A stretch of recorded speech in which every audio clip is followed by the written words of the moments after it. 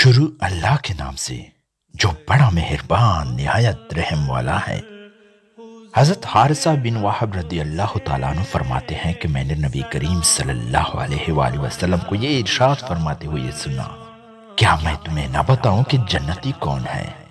پھر آپ صلی اللہ علیہ وآلہ وسلم نے خود ہی ارشاد فرمایا، ہر وہ شخص جو کمزور ہو، یعنی معاملہ اور برتاؤ میں سخت نہ ہو بلکہ متواضع اور نرم طبیعت ہو، لوگ بھی اسے کمزور سمجھتے ہوں۔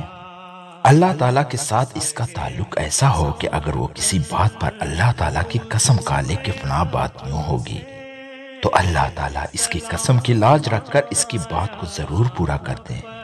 اور کیا میں تمہیں نہ بتاؤں کہ دوزخی کون ہے؟ پھر آپ صلی اللہ علیہ وآلہ وسلم نے خود ہی ارشاد فرمایا، ہر وہ شخص جو مال جمع کر کے رکھنے والا بخیل، سخت مزاج، مغرور ہو۔ حضرت عبداللہ بن عمرو بن عاص رضی اللہ تعالیٰ عنہ فرماتے ہیں کہ رسول اللہ صلی اللہ علیہ وآلہ وسلم نے دوزخ کے ذکر کے وقت ارشاد فرمایا، دوزخی لوگوں میں ہر سخت طبیعت، فربا بدن، اترا کر چلنے والا، متکبر، مال و دولت کو خوب جمع کرنے والا اور پھر اس کو خوب روک کر رکھنے والا، یعنی ساحل کو نہ دینے والا۔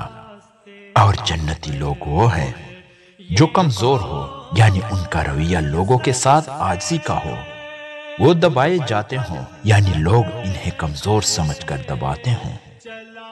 حضرت جابر رضی اللہ تعالیٰ عنہ سے روایت ہے کہ رسول اللہ صلی اللہ علیہ وآلہ وسلم نے ارشاد فرمایا، 3 خوبیاں جس شخص میں پائی جائیں، اللہ تعالیٰ قیامت کے دن اس کو اپنے رحمت کے سائے میں جگہ عطا فرمائیں گے اور اسے جنت میں داخل کر دیں گے۔